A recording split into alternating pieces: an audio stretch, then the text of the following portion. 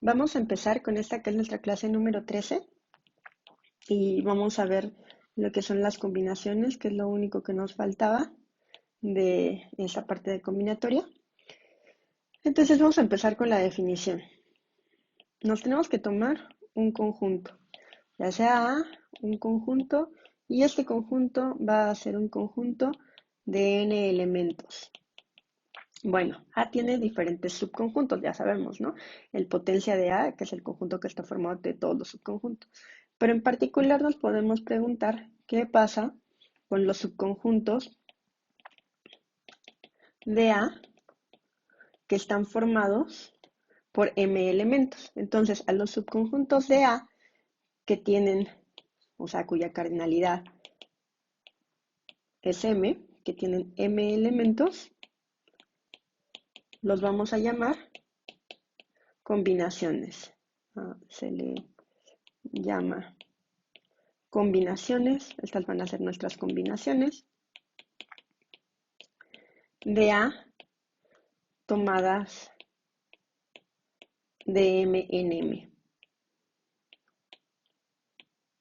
¿Cómo lo vamos a denotar? Pues lo vamos a denotar a las combinaciones de este conjunto, las vamos a denotar con la siguiente expresión, que es una C. Estas son las combinaciones de n elementos tomadas de m en m. Y las combinaciones de n elementos tomadas de m en m no es otra cosa sino n factorial sobre m por n menos m factorial. Entonces, si se acuerdan, cuando vimos las ordenaciones, lo que veíamos es que las ordenaciones las ordenaciones sin repetición son algo así como las ordenaciones menos las repeticiones, ¿no? Las ordenaciones en donde se repiten elementos. Entonces, en este caso estamos dividiendo no solo por n menos m factorial, sino estamos dividiendo también por m factorial. Aquí me faltó el factorial. Estamos dividiendo entre m factorial. ¿Por qué? Porque ahora no solamente hay que restar las ordenaciones en donde hay repeticiones, sino también hay que restar todas las ordenaciones en sí, ¿no? Porque solamente nos vamos a tomar a los subconjuntos.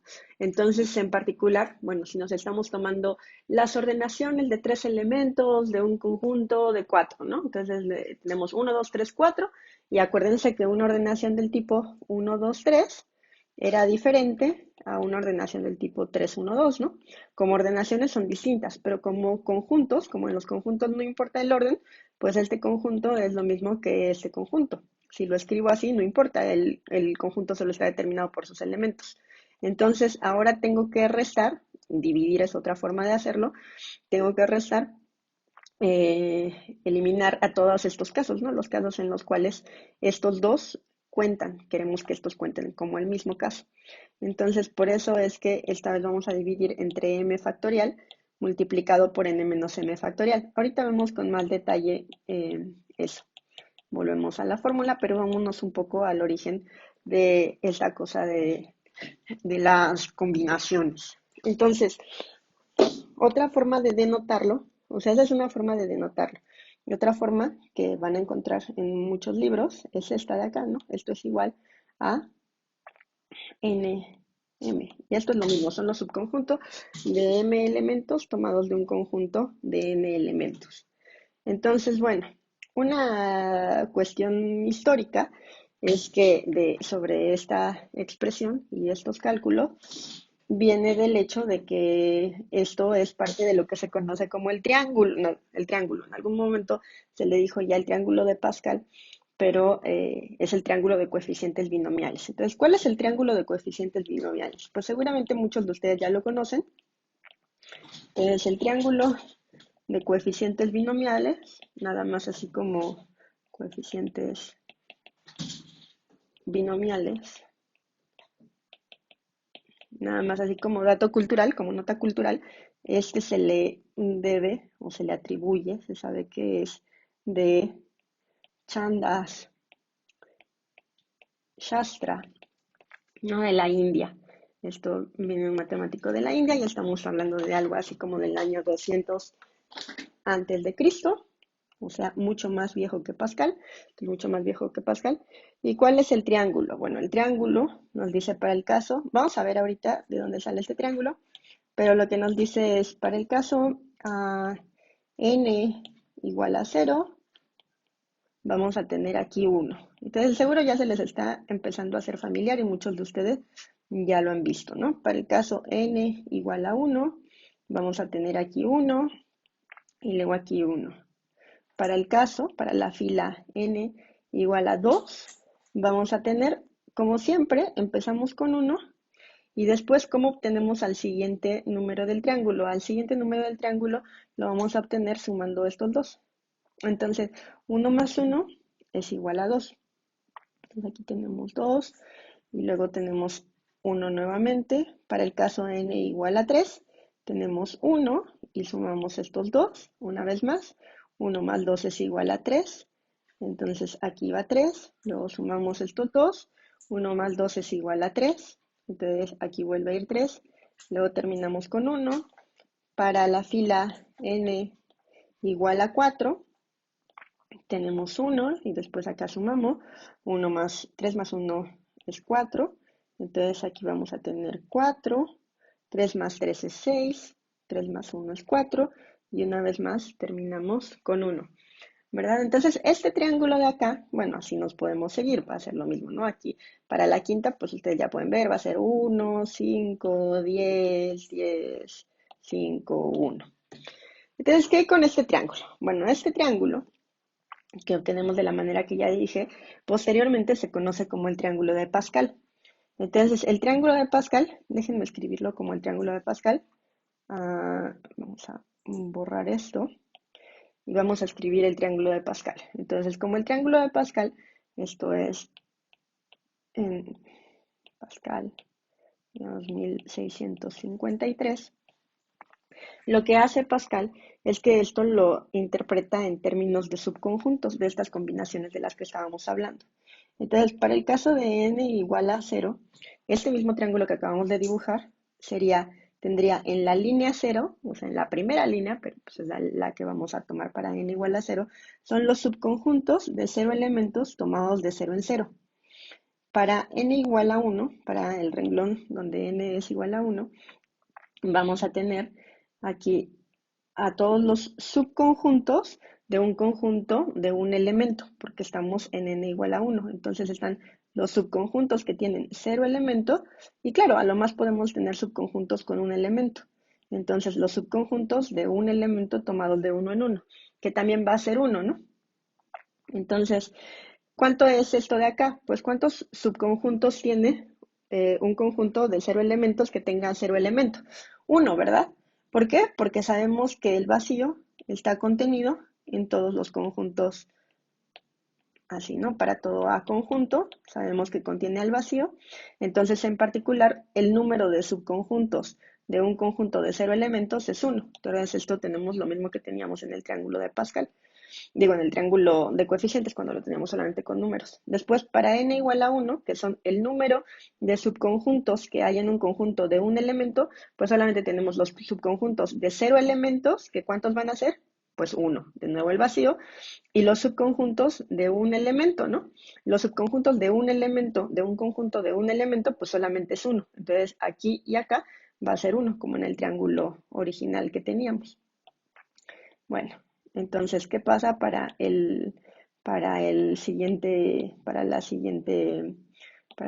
línea? Pues para la siguiente línea vamos a tener que para n igual a 2 son ¿cuántos? La pregunta para la siguiente línea es ¿cuántos subconjuntos tiene un conjunto de dos elementos? Entonces va a tener ¿cuántos subconjuntos? Va a tener a los subconjuntos de 0 elementos. Luego va a tener a los subconjuntos de un elemento. Y finalmente va a tener subconjuntos de dos elementos. Y ya, ¿no? Hasta ahí, no se puede más. Entonces, ¿cuántos subconjuntos de 0 elementos hay en un conjunto de dos? Pues solamente uno, de nuevo, el vacío. ¿Cuántos subconjuntos de un elemento hay en uno de dos?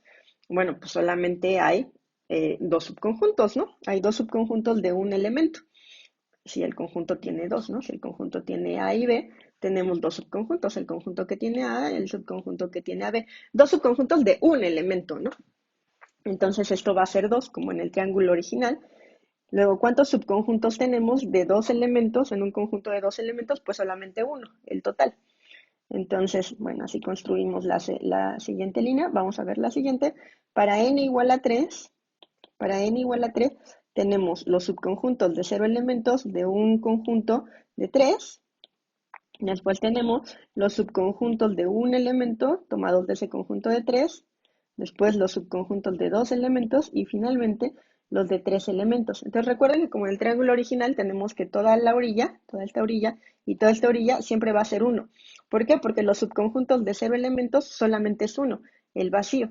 Y el total, ¿cuántos subconjuntos tiene de la misma cardinalidad? Pues uno, el total mismo. Entonces, cuando el conjunto total tiene dos elementos, pues solamente hay uno de dos elementos. Cuando tiene tres elementos, solamente hay uno de tres elementos. Y así, ¿no? Entonces, en las orillas del triángulo, siempre vamos a tener a los unos que se mostraba en el primer triángulo que vimos. Vamos a hacer una más. Entonces, ya vieron cómo es, ¿no? Para n igual a 4, pues vamos a tener a los subconjuntos de 0 elementos de ese conjunto de 4. Luego vamos a tener a los tomados de 1 en 1 del subconjunto de 4, a los tomados de 2 en 2 del subconjunto de 4, a los tomados de 3 en 3 del subconjunto de 4 y a los tomados de 4 en 4, que va a ser 1 nada más en total nuevamente. Entonces, bueno, ¿qué es lo que vemos de acuerdo a ese triángulo de Pascal? El triángulo de Pascal, y como lo vimos en el triángulo de coeficientes, cuando lo veíamos con los puros números, el triángulo del triángulo de Pascal se sigue el siguiente resultado. El siguiente resultado dice que este es al que se le conoce como el teorema de Pascal, y el teorema de Pascal dice que las combinaciones de un subconjunto de n menos un elementos tomados de m en m más las combinaciones de un subconjunto de n menos un elementos tomados de m menos 1 en m menos 1 es igual a las combinaciones de un conjunto de n elementos tomados de m en m, ¿no? Si se acuerdan, bueno, vamos a dibujar las dos últimas del triángulo porque ya lo borré, como es muy chiquito el pizarrón, pues no me cabe mucho. Pero teníamos para n igual a 3, por ejemplo, teníamos los conjuntos de 0 elementos, perdón, lo puse al revés, los conjuntos de 0 elementos tomados en un conjunto de 3, luego teníamos los de un elemento tomados en ese mismo conjunto, después teníamos los tomados de 2, después teníamos los de 3, ¿no? Esa era para n igual a 3. Y para n igual a 4, teníamos a los de 4 tomados de 0 en 0, después teníamos a los de 4 tomados de 1 en 1, a los de 4 tomados de 2 en 2, a los de 4 tomados de 3 en 3 y a los de 4 tomados de 4 en 4. Y si se acuerdan, como habíamos hecho el triángulo, la primera era este más este es igual a este, ¿no? Entonces, las combinaciones de tres elementos tomados de 1 en 1 más las combinaciones de tres elementos tomados de 2 en 2 no es otra cosa sino las combinaciones de cuatro elementos tomados de 2 en 2, que es lo que veíamos en el primer triángulo, así construíamos el primer triángulo. Y esto de aquí, bueno, las combinaciones de tres elementos tomados de 1 en 1, ¿cuánto es? Las combinaciones de tres elementos tomados de 1 en 1, pues solamente hay tres, ¿no? ¿Cuántas son las combinaciones de dos elementos tomados de 3 en 3? Las combinaciones de dos elementos tomados en 3 en 3, perdón, de tres elementos tomados de 2 en 2, digo que me gana la dislexia, tomados de 2 en 2, pues también tenemos tres, ¿no? Tenemos a B, tenemos a C, tenemos a BC, entonces también van a ser tres. Y esto de aquí, pues es 6, que son las combinaciones de cuatro elementos tomados de 2 en 2, lo pueden verificar. Entonces tenemos ese resultado que nos da el teorema de Pascal. Bueno, esto no lo vamos a demostrar ahorita. Bueno, no lo vamos a demostrar. Es muy fácil, es muy sencilla la demostración, pero lo que quiero demostrar es un poco más complicado, que es el binomio de Newton, el teorema del binomio de Newton. Entonces, esto igual se les queda como de tarea moral, hacer la demostración de esta igualdad. Es tarea para ustedes, tarea moral. Bueno, ya que tenemos este teorema, que tenemos este teorema de donde sale este triángulo, pues podemos pensar en esto que se conoce como el binomio de Newton. De Newton. No me va a caber. A ver, déjenme, voy a borrar el teorema de Pascal. Espero que haya quedado más o menos claro. Y vamos a dibujar el triángulo. Entonces vamos a ver cómo sería.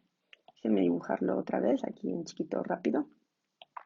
Entonces, como teníamos? Teníamos uno, luego teníamos otra vez uno, acá teníamos otra vez uno, después teníamos a uno de nuevo, y recuerden, ¿no? Uno más uno, dos, y después uno de nuevo, y luego uno de nuevo, tres, tres, uno, ¿no? Ya no me cabe, pero bueno, uno, cuatro, cuatro, perdón, seis, cuatro, y ya saben, ¿no? El último allá va a ser uno. Entonces, ¿qué es lo que nos dice el teorema del binomio de Newton? Ahorita lo escribo, pero esto lo que nos dice es que de aquí podemos encontrar los coeficientes binomiales para un binomio. ¿Cómo sería esto? Bueno, recuerden, ¿no? Este era n igual a cero. Entonces, n igual a cero para un binomio, pues tendríamos a más b a la cero. ¿Qué es lo que nos está diciendo esto? Nos está diciendo los coeficientes van a ser 0, 0, 1. Entonces, los coeficientes de esto, cuando lo multiplique por estos de acá, pues me van a dar 1, ¿no? Y eso sí, porque cualquier cosa elevada a la 0 es igual a 1. Entonces, bueno, eso es para el primero, ¿no? Para el segundo teníamos que esto era n igual a 1. N igual a 1, o sea, a más b a la 1, y esto nos dice los coeficientes de los factores van a ser igual a 1. O sea, esto va a ser 1a más 1b. Estos son los coeficientes. El triángulo nos está dando los coeficientes. Para n igual a 2, tenemos 1, 2, 1, ¿no? Y esos van a ser los coeficientes. ¿Cómo van los coeficientes? Esto es a más b al cuadrado. A más b al cuadrado, ¿quién es? Bueno, el primero, ya acá va a llevar coeficiente 1, o sea, eso nos va a dar a cuadrado más, después está el coeficiente 2, dos veces a por b, más coeficiente 1, b cuadrado. Estos cómo se están comportando los exponentes de A y B. Los exponentes de A y B, pues si ven, el de A va bajando y el de B va subiendo, ¿no? Desde 0 hasta n, en este caso 2.